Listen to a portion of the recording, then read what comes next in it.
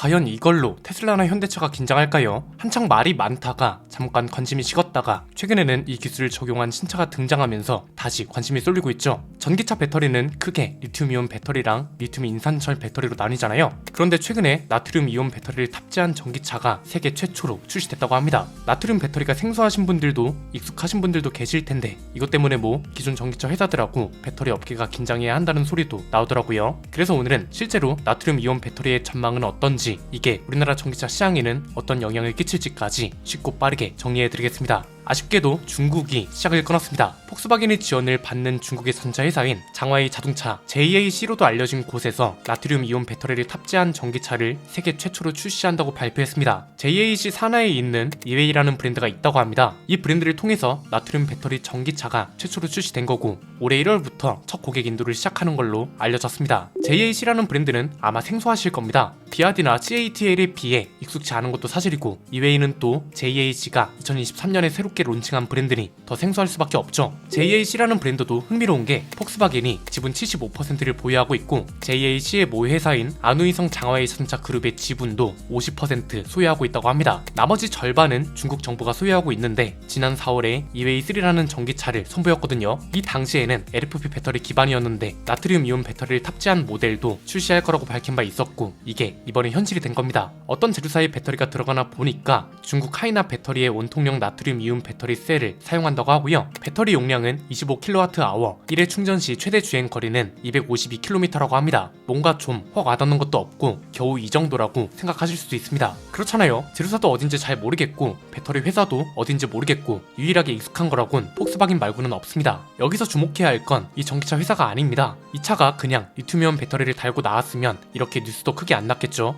즉 나트륨 이온 배터리를 탑재했기 때문에 비교적 관심을 많이 받고 있는 거고 그래서 우리가 여기서 봐야 할 것 또한 나트륨 이온 배터리라는 겁니다. 리튬 이온 배터리, 리튬 인산철 배터리에 이어서 또 다른 게 등장한 건데 대체 나트륨 배터리는 뭘까요? 말 그대로입니다. 지규율표에서 리튬 바로 아래에 있는 나트륨을 원재료로 사용하는 2차 전지입니다. 역사적으로 1970년대부터 연구 개발이 이뤄졌다고 하죠. 그런데 리튬 이온 배터리가 먼저 상용화됐고 심지어 대중화까지 성공시키면서 나트륨 배터리는 한동안 잊혀지게 됐습니다. 그러다가 최근 들어서 다시 언급되고 있는 이유가 자원 부족 문제 때문입니다. 리튬이 부족하다는 말이 계속 나오니 2010년대에 들어서 다시 연구 개발이 시작됐고요. 사실 이때까지도 큰 언급은 없다가 최근에는 전기차 시장이 급성장하면서 2023년 들어서 다양한 대기업들이 대량 생산도 시작하고 상용화에도 돌입하기 시작했습니다. 이게 이제는 전기차 영역까지 들어오고 있는 건데 장점이 꽤 뚜렷합니다. 리튬 이온 배터리 대비 자원이 풍부하다는 게 첫 번째입니다. 실제로 리튬보다 적게는 400배, 많게는 1000배 이상 매장량이 풍부하다고 하고요. 전기차 배터리의 치명적인 단점이라 불렸던 열폭주 위험도 낮습니다. 그리고 전 환경에서 비교적 안정적인 것도 우리나라에서는 특히 중요하겠죠. 여기에 충전 속도도 빠르고 가격도 리튬이온 배터리보다 30에서 40% 정도 저렴하다는 것도 중요합니다. 리튬이온 배터리와 리튬 인산철 배터리의 단점을 보완한 배터리라고도 볼 수 있습니다. 물론 단점이 없는 건 아닙니다.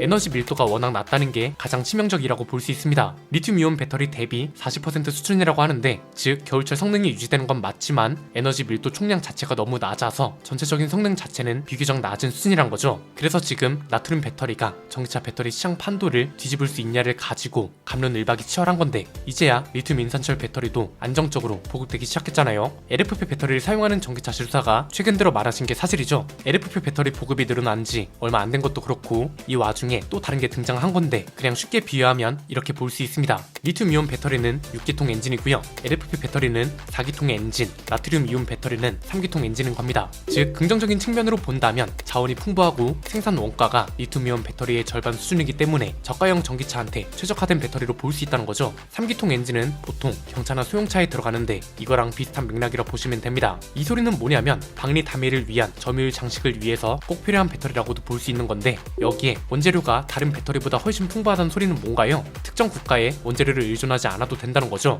지금은 대부분이 중국에 원재료를 의존하고 있고 우리나라도 중국 의존도가 상당합니다. 배터리 원재료를 가지고 있는 국가가 갑이고 이걸 가지고 전기차를 규제하기도 하잖아요. 이런 걸 생각하면 비교하면 나트륨 배터리는 비교적 자유롭다는 거죠. 장점이 굉장히 많아 보이는데 우리나라 배터리 기업들은 왜 적극적으로 투자를 하지 않는 걸까요? 심지어 지금 나트륨 배터리도 LFP 배터리처럼 중국 기업들이 잠식하고 있잖아요. LFP 배터리도 싸구려라고 무시당하더니 결국은 중국 기업들만 좋은 일이 되고 있습니다. 그래서 일각에선 나트륨 배터리 업계에서도 우리나라를 비롯한 선진국들이 중국에 뒤처지고 또 중국만 좋은 일을 하는 거 아니냐는 우려도 있는데 시장 규모를 생각한다면 글쎄요. 앞에서 엔진의 비유를 해드렸는데 이것도 비슷합니다. 6기통 엔진이 굉장히 많았다가 사라지고 다운사이징 바람이 불면서 4기통 엔진이 이제는 대부분입니다. 3기통 엔진은 우리나라만 봐도 경차 말고는 딱히 이렇다 할 차도 없고 경차 외에는 3기통 엔진으로 성공한 사례가 거의 없단 말이죠. 시장 규모가 비교적 작기 때문에 실제로 돈이 될 거라고 장담할 수 없기 때문에 적극적으로 투자를 안 하고 있는 거라고 볼 수 있고요. 지금 당장 적극적인 개발을 하지 않더라도 돌파구와 대안이 충분히 존재한다는 것 또한 중요합니다. LFP 배터리와는 다릅니다. LFP 배터리는 4기통 엔진하고 비슷하다고 했잖아요. 얘는 시장 규모가 충분히 거대하고 NCM 배터리만으로는 전기차 시장을 대응하는 데에 한계가 있습니다. 그래서 우리 기업들도 LFP 배터리 개발에 서두르고 있는 거죠. 또 한편으로는 NCM 배터리나 LFP 배터리가 나트륨 배터리를 대체하지 못하는 것도 아니라는 게 중요합니다. 자, NCM 배터리를 더 효율 좋게 만들어도 되는 거고요. 이게 현실적으로 어렵다면 LFP 배터리를 더 효율적으로 만들면 그만인 겁니다. 현대차 그룹도 LFP 배터리를 개발하고 있습니다. 중국 기업이 먼저 시장을 두들겨보고 이게 상용화가 되고 돈이 된다 싶으면 이때 가서 국내 기술화에도 늦지 않다는 거죠. 만약 중간에 나트륨 배터리가 대세가 된다, 이때는 또 LFP 배터리처럼 가도 됩니다. 어차피 배터리 전기차 팩은 자동차 지주사가 엔진을 자체적으로 만드는 것과는 다르게 배터리 기업들로부터 공급을 받는 게 대부분입니다. 이 소리는 뭐냐면 LFP 배터리처럼 중국 기업하고 협업을 하다가 우리 기술화하는 시나리오도 충분하다는 겁니다. 배터리 기업 입장에선 대규모로 투자할 이유가 아직까지는 없다는 거죠. 우리나라하고 중국의 구조가 많이 다르기 때문에 이런 전략은 어쩔 수 없을 겁니다. 중국은 자국 시장만으로도 규모가 큽니다. 기업들이 다양한 시도를 할 수 있는 충분한 규모고 데이터도 자국 시장만으로도 충분히 쌓을 수 있습니다. 그런데 우리나라는 규모가 그 정도로 크지 못합니다. 중국은 자국 중심으로 제품을 개발하고 출시해도 충분히 먹고 살지만 우리는 수출 중심으로 제품군을 내놓을 수밖에 없단 말이죠. 마치 현대차가 전기차와 하이브리드 차 투트랙으로 가는 것처럼 배터리 팩도 NCM과 LFP 투트랙으로 충분하다는 겁니다. 물론 나트륨 배터리가 상용화될 가능성이 아예 없는 건 아닙니다. 나트륨 배터리가 필요한 시장이 분명 존재합니다. 생산 단가가 비교적 저렴하다는 건 저가형 전기차에 맞는다는 소리고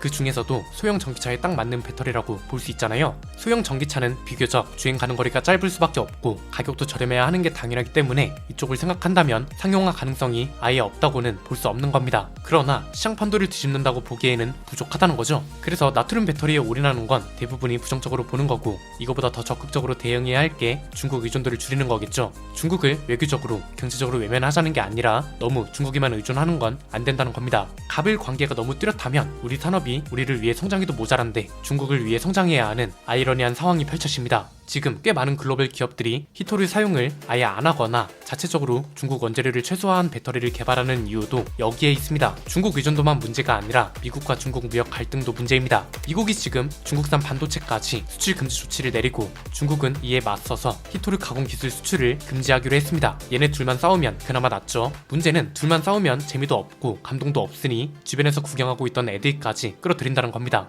야, 너네 중국이야 우리야? 확실하게 말해. 중국이라고. 너네는 미국에서 전기차 팔 생각은 하지도 마라. 이런 식으로 나와 버린다는 거죠. 어차피 나트륨 배터리에 완전 올인할 수 없다면 NCM 배터리와 LFP 배터리는 이런 대비를 충분히 해야 한다고 보고요. 원자재 문제 해결 없이는 완제품이 나올 수도 없고 합리적인 가격을 책정하기도 어려운 게 당연해서 이런 대비도 철저하게 이어갔으면 하는 바람입니다. 오늘 내용은 여기까지입니다. 내용이 유익하셨다면 구독과 좋아요 알림 설정 부탁드립니다. 지금까지 저는 안피디였습니다. 감사합니다.